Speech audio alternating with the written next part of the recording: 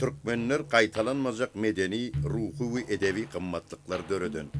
Adamzadın medeni ve alımı genci hazinasına taysız koşan dünyanın en kadimi halklarının biridir. Türkmenistan'ın prezidenti Gurbanguly Berdimuhamedov.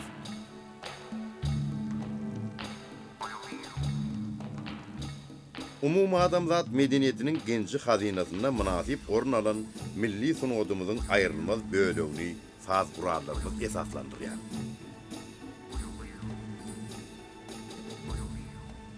Olar öz bolşly dörüş tarihi, quruluş ve yerini yetiricilik aýratynlykları, täsin owazlary bilen dinleýijilerin kalbyny heýjana getirýär.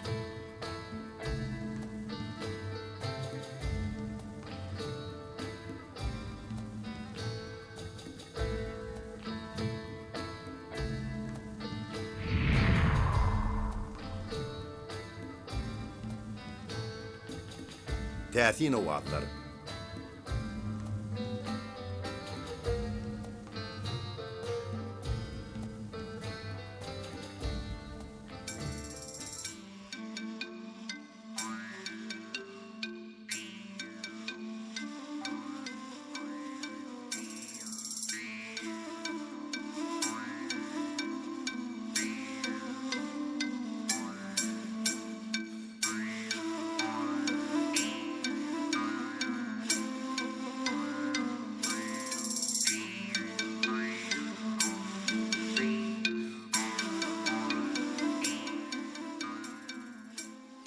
Türkmen halkynyň en giň ýaýran we juda ýönüki saz guraly gopuzdur.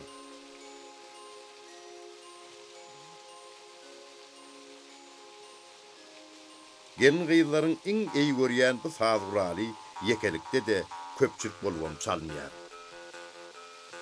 Onu öwrenmek üçin dutar, gyjak, gargy tüýdük ýaly uzak wagtlaýyn ýürüýtip taýýarlyk zerur däl. Yönü azı kâne sağlam olan ukuyup ve enlik gerek.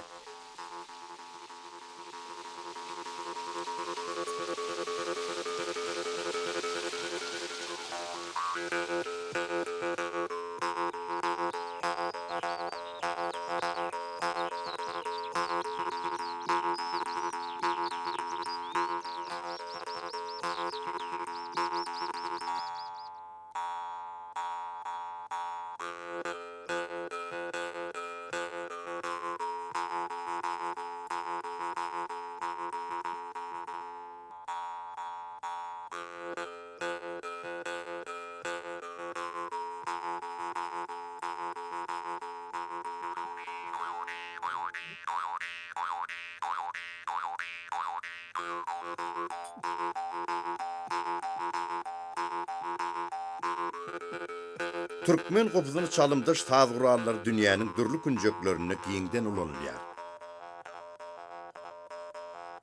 Muňa mysal edip türki halklarynaky şan kobul, temir komul, komuz atly saz gurallaryny görkezmek bolar.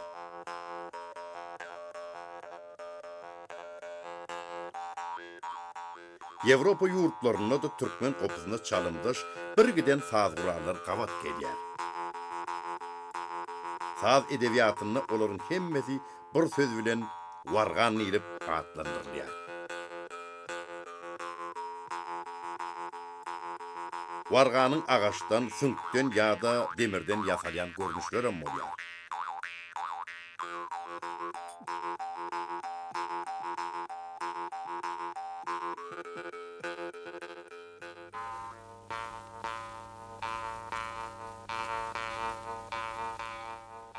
Gopuzy diňe gelin gyzlar däl. Eýsem türkmen ýigitleriniň hem çalym pursatlary az däl.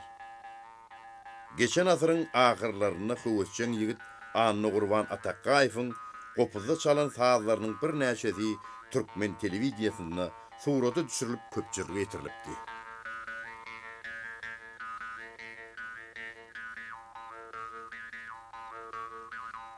Gopuzyň türkmen dutaryna ýa-da dürli saz gurallarynyň orkestryna goşulyp çalynan wagtlarda bar.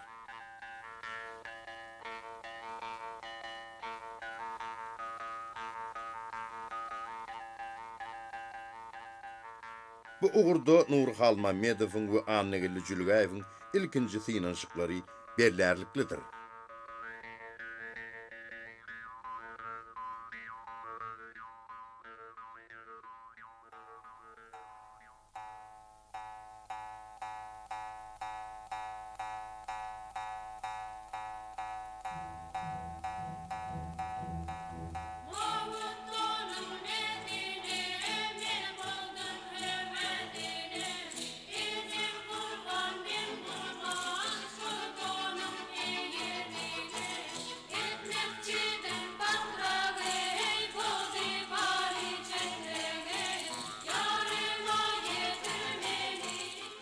Meşhur kompozitorymyzyň Mukamyň Syratly çeper filmine ýazan sazyna gopulçy gyzlaryň çalýan näzik öwrümleri tomoşaçyny täsin dünýä barýan bolsa, belli gıjakçymyzyň täzeden işläp, dirijorluk eden Dilberim atly sazy, gadymdan gelen aýdym heňine üýtgeşik öwüşgün, özboşly depkin täze many berýär.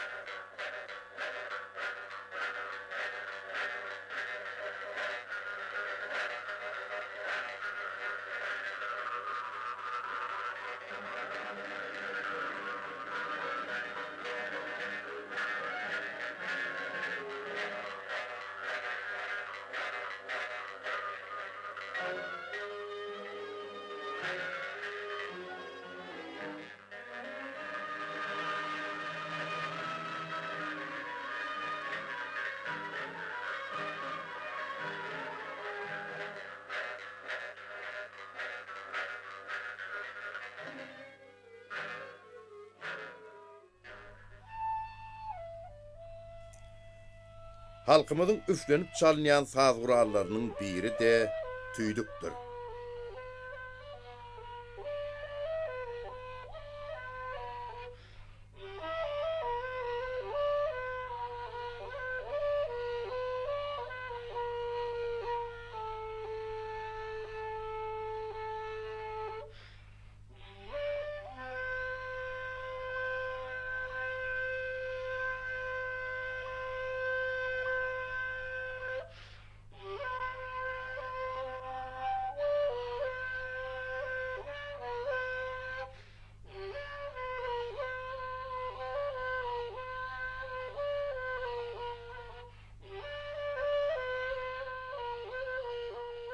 Bu saz gurallaryň iki görnüşi bar. Dilli we gargy tüýdükler. Olar gowrumlary, guruluşlary, ýasalyşlary, çalynýan sazlaryň çylşyrymlyk derejesi babatda düýpli tapawutlanýar. Dilli tüýdük gamışdan, gargy tüýdük bolsa, gargy gamışynyň aýratyn görnüşinden ýasalýar. Dilli tüýdüň uzunlygy bir sere, ýagny 10-12 cm çemesi bolup, gamışyň iki bogunyň aralygydyr. Gargy tüýdük bolsa 5-6 bogundan takminan 85-90 cm-den ibaratdyr. Dilli tüýdükde 4 sany, gargy tüýdükde de 6 sany perde kesimleri, ýagny owaz alynýan deşiçikler bolýar. Gargy tüýdükdäki şol deşiçikleriň 5-si gamışyň öň ýüzünden, biri bolsa arka tarabyndan kesilýär. Üfläp ses almak üçin dilli tüýdügiň ýokarky öň tarapyndan ýiti päki bilen diljagaz kesilip, onuň hem aşagyndan sapak halkaçyk geçirilýär.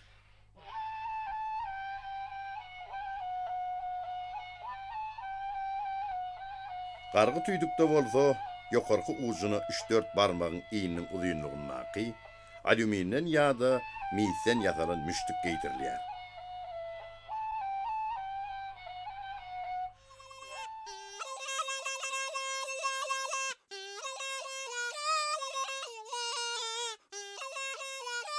Gargy tüýdügiň ses hatary dilli tüýdügiňe görä baý we kämil.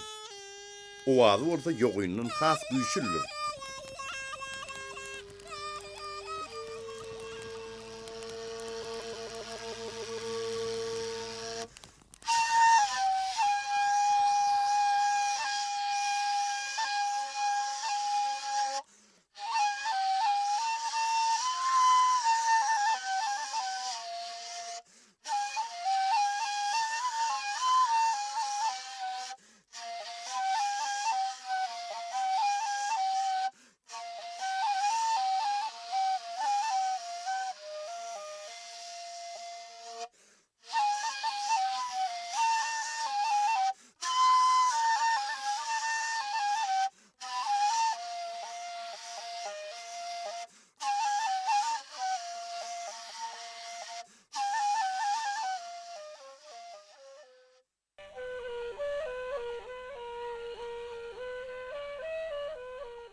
Annogul Sari,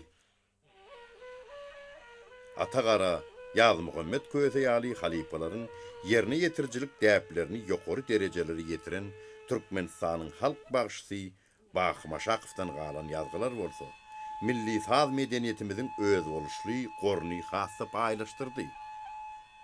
Onun yetiştiren şägirtleri tüýdük yerine getiricilik sunugatyny şu günler dowam edýärler.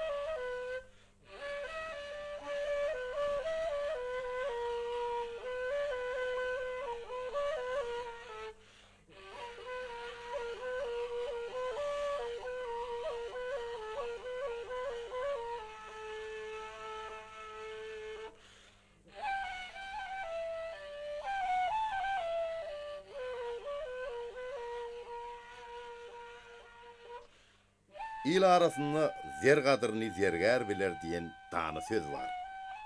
Şoňa görä-de belli bagşymy Saky Jepbarowyň aýdanlaryny ýatlasymyz gelýär. Annogul Sari, Sehet Torly, Sultan Tüýdükçi, Ýakup Naýçy, Muhammed Murat Nepesi ýaly ustadlar köp gözek diňlemek miýesser boldy. Bakin halifasy Ýaz Muhammed Köse bilene ençe ýyllap bilede işleşdik.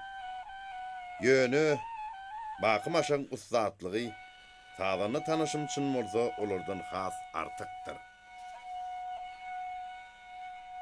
Sakı bağışı mamleken. Türkmen tüydük sağlarının ählis diýen ýaly, diňe bakım aşakyň çalmagyny häzire bugüne çelini saklanıpdyr.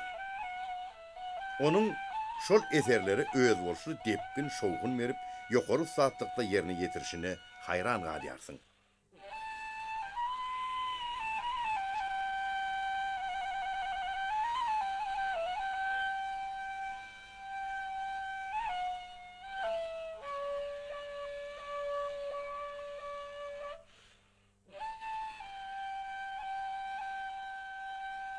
Tüydük sazynyň milli bagşyçylyk sunudymyzyň ösüşine ul täsir edýänligini aýratyn bellemelidir. Hally bagşy, Oraz Salır, Kiçigelle Murat, Urt Ýakup ýaly halipalar çağalykdan tüýdügiň owazyna benni bolup, soňra ustadlyga ýetişipdirler. Olaryň käbirinden miras galan ýazgylar muňa dol şaýatdyr.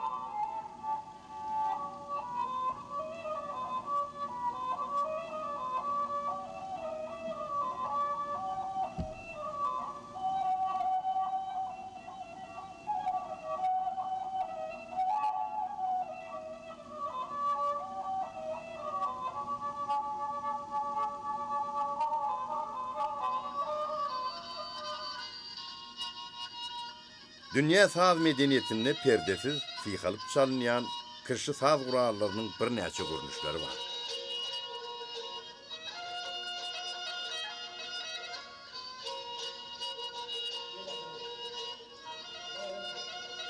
Şol topora girýän kämil halk saz qurallarının birde türkmen gyjagıdyr.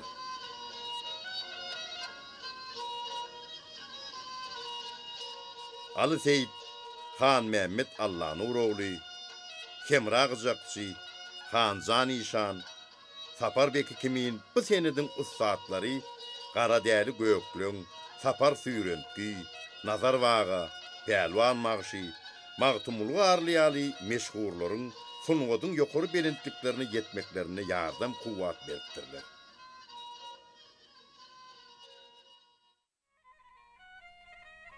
Oraz Sari, Atavli, Çar Gurbanlagy bolsa diňe bir bagşylara sazanarlyk etmek bilen çäklenmän, eýsem örän çyrşyrymly halk mukamlaryny ýokary ustatlykda çalyp, gyjagyň ýerini ýetirjilik öwrüsiniň juda giň we özboşsuzdygyny ýüze çykarypdyrlar.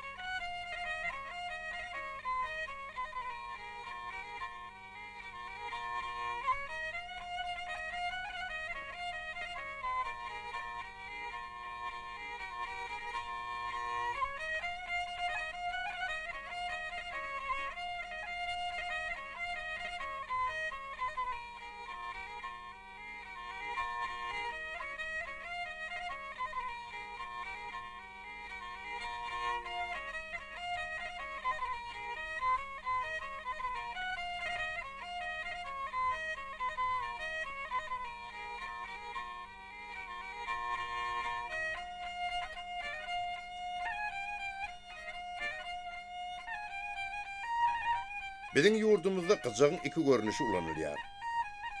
Yankı atlar agzaran ustaatlar kadimdan gelýän 3 kirişli gyjagy çalypdyrlar.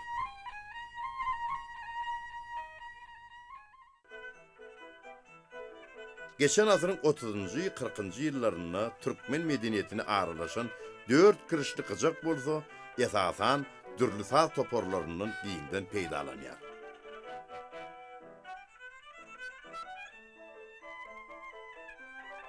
Bu guralın ustady hökümini annegilli jülgäýi görkezmek bolar.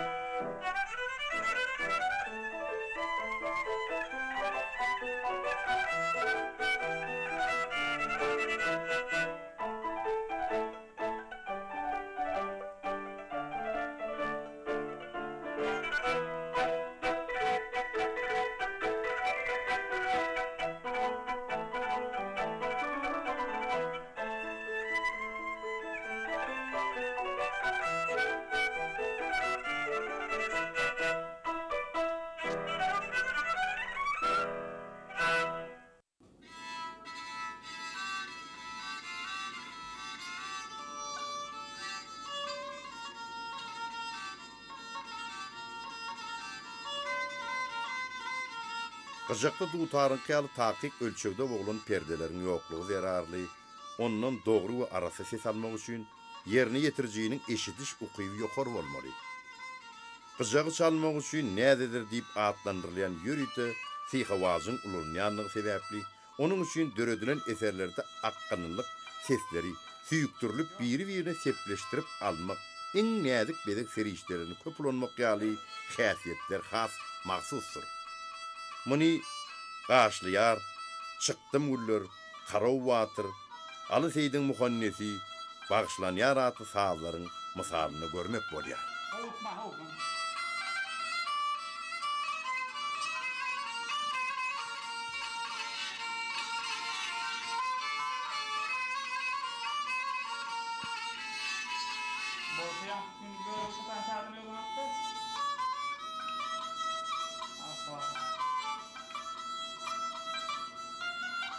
Yerine attı.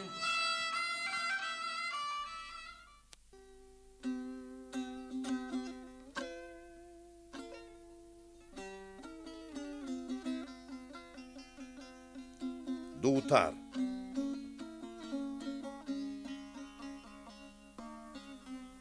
Dünyanın dürlü halklarına Türkmen dutarına çalımdış saz gurarlarının onlarçası var.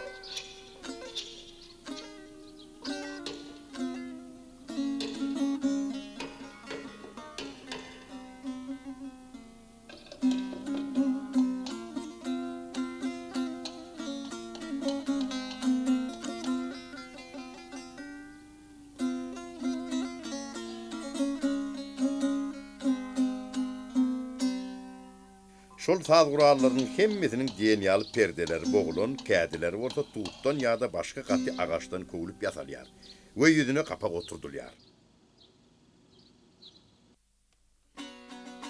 Mana misal hükümünne Kavkaz halklarına saz, Özbekistan'ı, Kazakistan'ı giyinden yayıran domburo, Türkiye'de Hindistan'ı ulanyan bağlama adlı saz gurarlarını görkezmek bolar.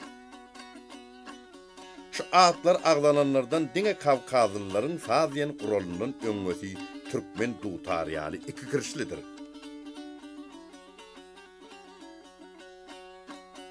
Ýöne muňa garamazdan Türkmen dutar üçin döredilen sütün mukamlar, bir näçe nusgaly heňler, göwrümleriniň has giýinligi, guruluşynyň juda çarşylymlygy, bedek uşgunlarının aşa täsirligi bilen tapawutlanýar.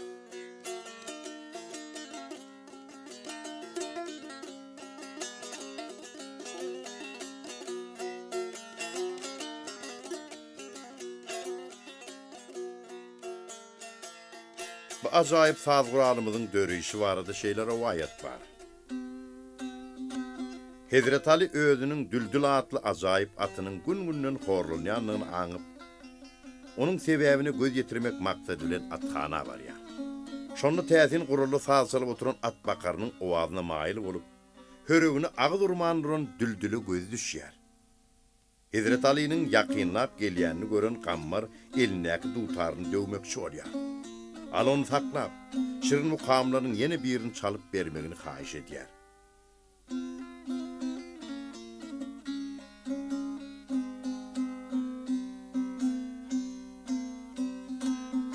Yılların geçmek bilen gammar seysin ezberlik artıp, çalyan sazlar barha kämilleşär. Adynyň öňüne uly syýlyk sarpan aňly diýen baba sözi goşulyp, baba gammar bolup galy berýär.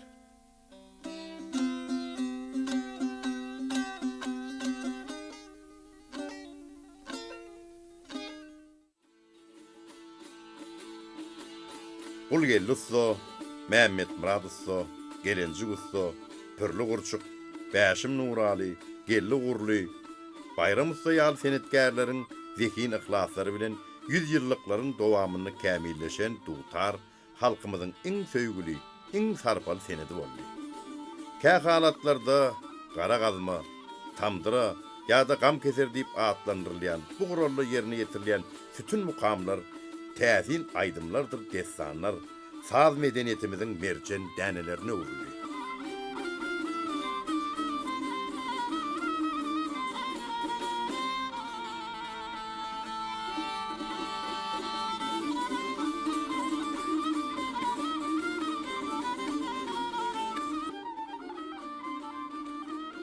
Yow wagşy, Hacı Sadanna, Jeppar Saryk, Hör Gojaly, Gönübek, Kel wagşy ýaly atlary rowayatlary seňip giden halipalaryň ahlasy mähri, gara dutaryň şöhratyny dünýä jar edip, berkarar döwletimiziň bagtyarlyk döwrüne gelip ýetdi.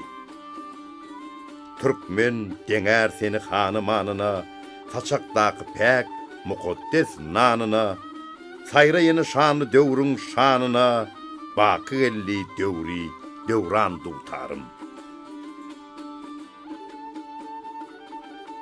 Merdana halkymyzyň agzy berlikde, uly joşgun bilen çalyan bagtyarlyk mukamyna, halk saz gurarlarymyzyň täsin owazlary öz borçly öwüşüne ýanglanýar.